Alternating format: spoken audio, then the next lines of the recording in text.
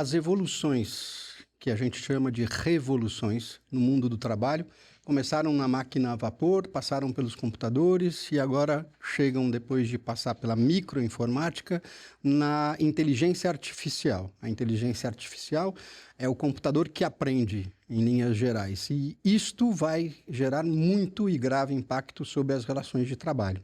Se é trabalho, pode chegar ao podcast da Escola Judicial da Bahia, Tribunal Regional do Trabalho da 5ª Região, que tem a alegria de receber a desembargadora Léa Nunes, que é vice-presidente do Tribunal Regional do Trabalho aqui, da 5ª Região, e que, por conta disso, tem se exercitado no mundo da inteligência artificial, ferramentas de uso na vice-presidência. Vamos ouvi-la, então, sobre esse tema. Léa, muito obrigado, desembargadora, por sua disponibilidade. Obrigado, Marcos. Eu agradeço à Escola Judicial por esse convite, né? E a você por conduzir esse trabalho belíssimo, importante para toda a justiça do trabalho. Muito obrigado, desembargadora. A gente assistia, nos anos 80, os desenhos animados da família Jetson e imaginava que um dia os robôs iam nos servir e oferecer café e puxar a cadeira para a gente sentar. E esse tempo parece que chegou. As máquinas estão aprendendo, não é?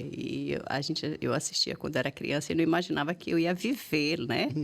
E eu já estou vivendo isso, com algumas exceções da sua fala, mas é imprescindível. E eu acho que realmente a raça humana agora muda, né?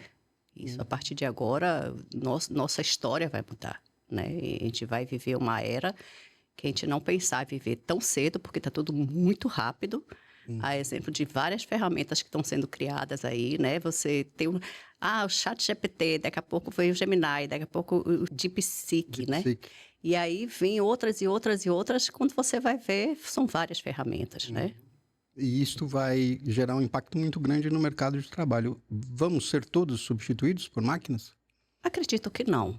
Por quê? Porque o humano, realmente, a inteligência, né? A sensibilidade é humana, né? E a gente precisa ter este contato humano, a gente precisa desta conversa, deste pensar, de você olhar do fator social no que você está julgando, do fator cultural, né? Cada região, você vê a Bahia é um estado muito grande, então eu passeei na Bahia inteira quando eu fui corregedora adjunta, e você vê que em cada região é uma situação diferente, né? Então, eu acredito realmente que não haverá essa substituição total, porque a gente tem que ter consciência, nós magistrados, que é uma ferramenta para ajudar, né? Onde você pode fazer pesquisas, onde você pode fazer a triagem dos processos, você pode fazer resumos de documentos, mas a decisão final realmente é nossa, porque nós temos esta sensibilidade, este contato, né? A ética também é nossa, né? E a responsabilidade é nossa. Sim, mas há um grande risco, não? Porque as ferramentas já possibilitam respostas parecidas com o julgamento, não é?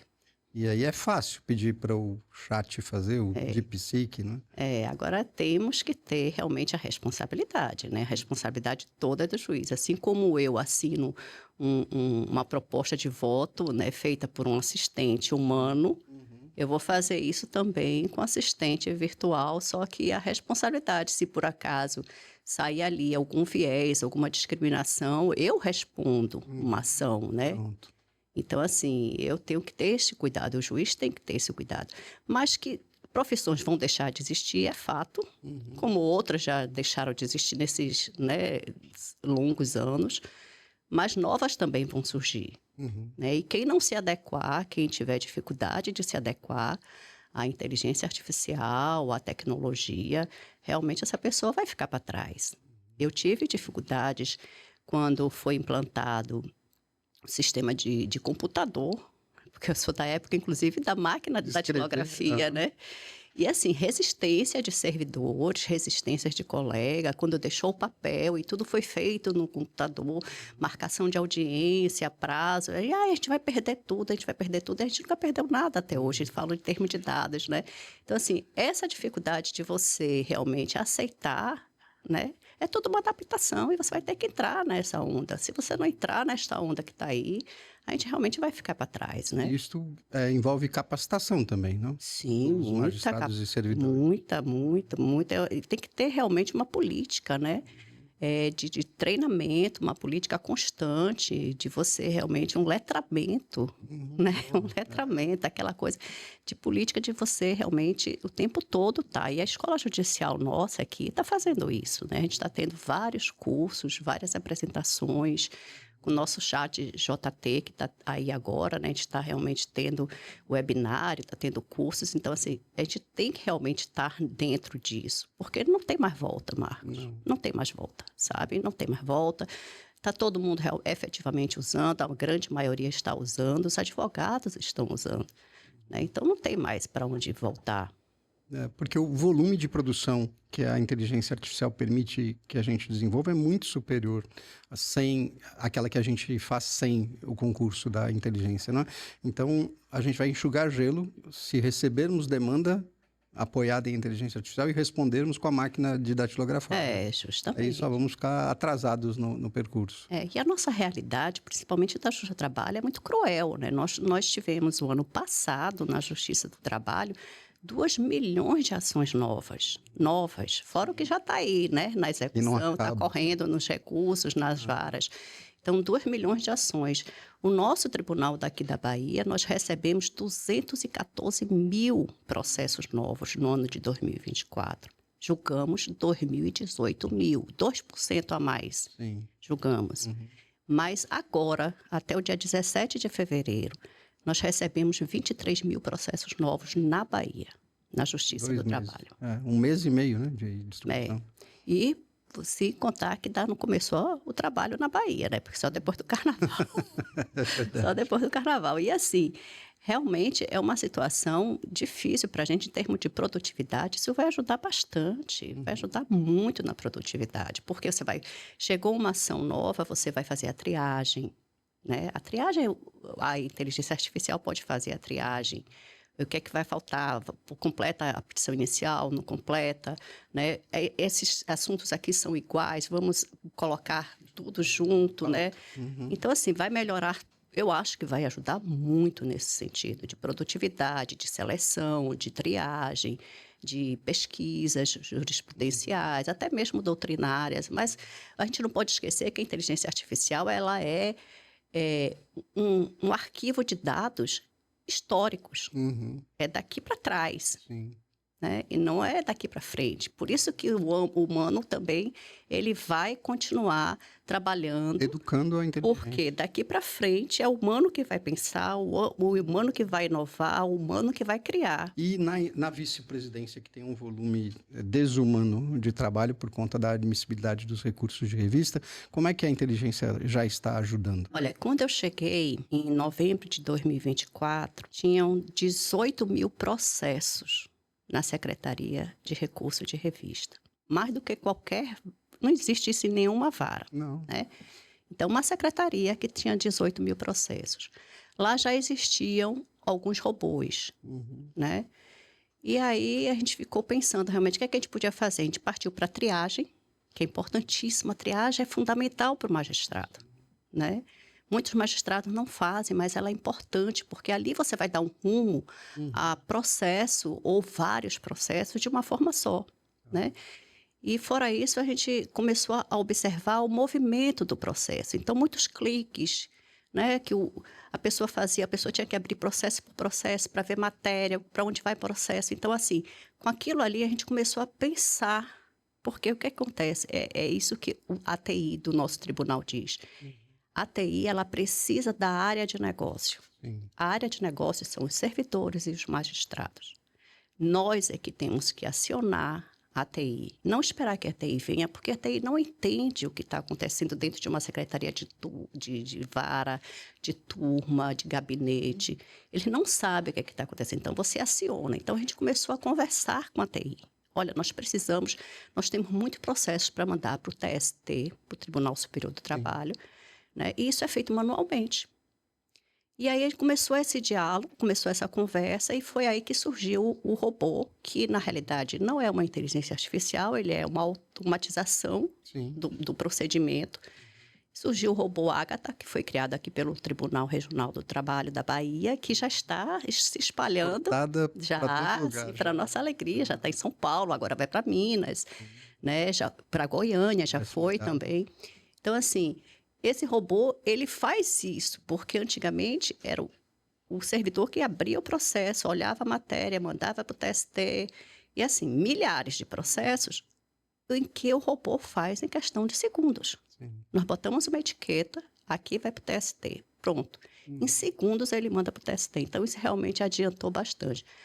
Fora isso, na Secretaria de Recurso de Revista, por que eu falo Secretaria de Recurso de Revista? Porque a vice-presidência também ela tem a divisão de precedentes e ação coletivas e tem o TRT Saúde, Sim. sobre a nossa administração, né? Uhum.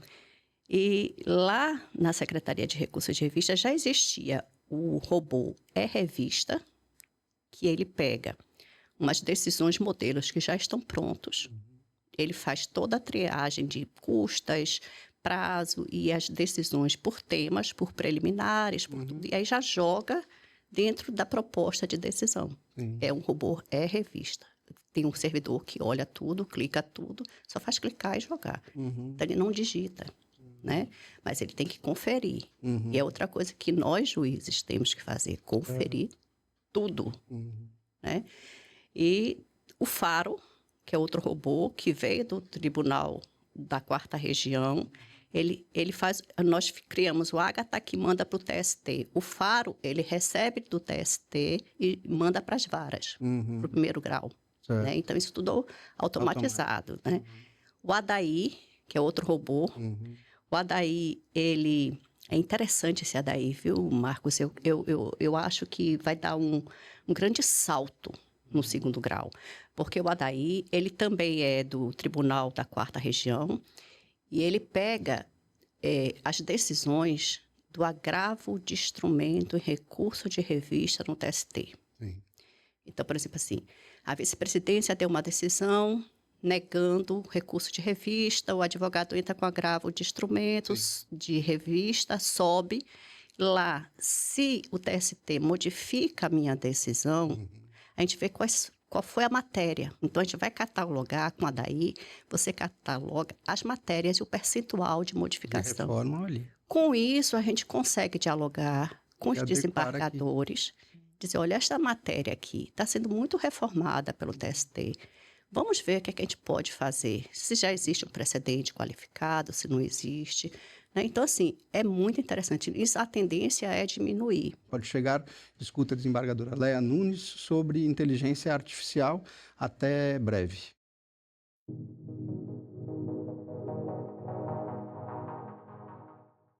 Pode chegar, escuta a desembargadora Léa Nunes sobre inteligência artificial e a sua aplicação no Poder Judiciário Trabalhista. Há um risco, desembargadora, dessa automatização desumanizar ou criar vieses nos julgamentos? Porque, ao fim e ao cabo, a inteligência artificial é formada pelos humanos, né? E os humanos são preconceituosos, carregam cada um a sua condição individual que pode se projetar na inteligência. Qual é o cuidado que tem que ser adotado para isto não prejudicar a qualidade do trabalho da justiça? A supervisão e a fiscalização do magistrado, ele não pode jamais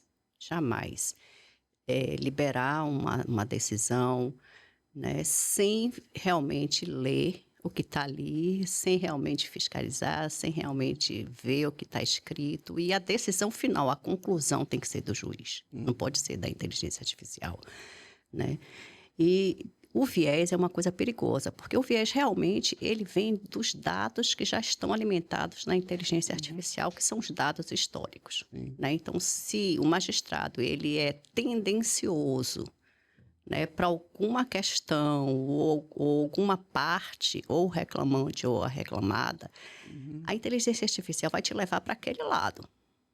Ela não vai analisar a prova, ela vai automaticamente dizer, olha, aqui tem direito isso. A gente viu muito isso também na questão do empréstimo bancário. Os empréstimos bancários, antigamente, eles eram concedidos para um homem branco, né? E de uma determinada idade. Então, mulher e negro geralmente não conseguia. Então, se você coloca uma inteligência artificial, ela só vai dar o ok no empréstimo Para homem branco. para homem. E a mesma coisa em relação ao magistrado. Se o magistrado tem uma tendência né, de julgar determinadas ações daquela forma para determinadas partes, a inteligência artificial vai para esse caminho. Ela jamais vai analisar a prova no sentido de contexto social, contexto cultural e o que é que aconteceu realmente na audiência, como é que você sentiu o depoimento da parte, como é que você sentiu o depoimento da testemunha, ela não vai ter isso, né? Então, é muito perigoso realmente o viés e também a discriminação, Sim. né? Discriminação das pessoas, da qualificação, de tudo. Então, assim, o magistrado é responsável, sabe, Fábio? Eu acho que o magistrado jamais pode confiar. A confiança vem no humano, não na máquina, né? Aí me surgiu uma questão disciplinar. Não teremos uma questão disciplinar para o juiz que não faça esse trabalho? Porque, embora me pareça difícil, eu tenho pouca intimidade com a inteligência artificial, mas acho viável o leitor descobrir que aquilo não foi produzido com intervenção humana. E aí, supondo que uma dessas peças, uma sentença, um voto de acórdão, seja discriminatório ou cometa algum ilícito, não é? Se é responsabilidade, há também a responsabilidade Eu disciplinar. não tenho, assim, conhecimento profundo, mas o que eu posso te dizer é o seguinte, que haverá uma guerra de máquinas. Porque o que acontece? Existem programas realmente que descobrem, né? Que você fez um texto pela IA. Existe. Mas hoje em dia a IA já está ficando tão evoluída que ela começa a bloquear esse programa. Sim. Aí o programa melhora aqui, a IA melhora aqui, a IA generativa melhora aqui. Então, assim, isso vai realmente a tendência a ter. E vai chegar uma hora que você não vai conseguir. Né? Vai chegar uma hora que você não vai conseguir. Até porque existem também interesses aí por trás disso. Que você não descubra, porque mil fatores, inclusive capitalismo, né? Sim. Sim, todos que estão produzindo não estão produzindo para o bem da humanidade, né? Estão produzindo para o enriquecimento próprio. Na solução de conflitos, você acha que a gente vai ter a intervenção da IA? Eu acho que deve ter, com limites, mas deve ter. Né? É que a gente já usa no nosso tribunal, que é o BI, né? Aquele BI que faz aquelas triagens, né? Aquele processo tem tantas chances de haver uma conciliação. Então, isso pode ser feito pela inteligência artificial generativa, porque ela vai pegar os dados do processo, uma triagem do processo, vai até realmente dizer a possibilidade não só de conciliação, mas os valores da conciliação. Agora, a audiência tem que existir com o magistrado ou com o conciliador. Mediador. Porque é importante ouvir as partes, é importante ter esse acolhimento, é importante ter este contato, é importante o convencimento e a confiança, porque você só vai realmente confiar na justiça se tiver olho no olho, né? Se você tiver uma pessoa por trás. E isso me lembra que a semana passada eu fui fazer um exame de uma ultrassonografia. Quando eu terminei a ultrassonografia, eu fiz assim, eu posso esperar o resultado? Quanto tempo vai demorar? Ela fez, não, é rápido. Marcos, eu saí da sala, o exame estava pronto. E a assinatura escaneada. Aí eu digo, gente, quem fez isso foi o robô. Não foi médico que fez. Aí eu peguei o exame e coloquei junto com o exame do ano passado. E era o mesmo resultado. A máquina acertou. Sim, ótimo. A princípio. Né? Então, assim, mas eu fiquei desconfiada. Entendeu? Eu fiquei desconfiada, eu fiquei insegura de, poxa, isso não foi uma pessoa que fez. Então, eu acho que a parte que vai na justiça, ela também quer, né, ser recebida por uma pessoa, ela quer ter esse contato. Né? E a conciliação é importante, muito importante nesse diálogo, nesta conversa, nesta presença, né? Neste olho no olho, a não ser que, ainda que seja por videoconferência, mas é importante, sim. Sem dúvida. Para a instrução do processo, inequivocamente, mas para a conciliação, talvez muito mais, né? Porque quem que se concilia com a intermediação de um scanner? E a gente não tem ainda esse costume, né? Eu acho que é muita desconfiança, né? E a gente tem que ter muito cuidado com isso. O magistrado é responsável por tudo que ele faz, né? Não adianta, na hora que você receber um processo administrativo disciplinar ou uma ação judicial de indenização, você dizia assim, não foi eu, foi a máquina, né? Foi a inteligência artificial. Não adianta, é você é responsável por tudo. Como o advogado também é responsável, né? Sim. Eu vou entrar já nessa história por conta da multiplicação das demandas predatórias na responsabilidade do advogado. Mas antes queria saber se no outro braço da vice-presidência ocupadíssima, que são os precedentes, a inteligência também tem funcionado. Você Olha, já... a gente está tentando, viu? Nós estamos tentando. Ainda temos as servidoras que fazem tudo manualmente, né? Mas, assim, temos o Falcão, que é uma pesquisa dentro da Justiça do Trabalho no Brasil, que tem todas as jurisprudências, os acordos de todos os tribunais e também do Tribunal Superior do Trabalho. Na DGEPNAC, agora em dezembro de 2024, nós conseguimos fazer um robô para mapear os precedentes do nosso tribunal. Que isso está sendo legal, né? Mas, por exemplo, hoje, que nós temos uma pessoa fazendo pesquisa de acordos do nosso tribunal manualmente. Ele abre todos os acordos da turma, né? Primeira turma, da segunda turma, da terceira turma, da quarta e da quinta turma. Ele abre todos os acordos e vai vendo qual é a matéria que está tendo divergência. Aí sinaliza. Aí a gente manda um ofício para os desembargadores, imagina. Então, a gente ainda não conseguiu. Mas a DGEPNAC, ela trabalha também muito na comunicação com outros tribunais, que isso é importante, né? E mais o resto, até a ação coletiva mesmo, para a gente detectar uma ação coletiva que foi proposta lá no interior, né? E que o juiz deu uma decisão abarcando todo o estado da Bahia ou nacionalmente. Se ele não comunica para a gente isso... Ninguém sabe. Ninguém sabe. Então, ele tem que comunicar para a gente dizer, olha, esta ação coletiva aqui foi proposta e o juiz deu uma decisão suspendendo tudo que diga respeito a esta matéria. Entendeu? Então, a gente tem que ser comunicado. A gente não tem ainda isso. Mas esses bancos de dados que dependem da alimentação humana, eles não têm sido bem sucedidos na história do próprio CNJ, né? Eu me lembro agora do Banco de Recuperações Judiciais e Falência, que era uma ideia ótima, mas que os juízes dessas varas não alimentaram. Ele está lá vazio, tem poucos dados, então precisa de uma inteligência humana para ter um pouco mais de força nessa área.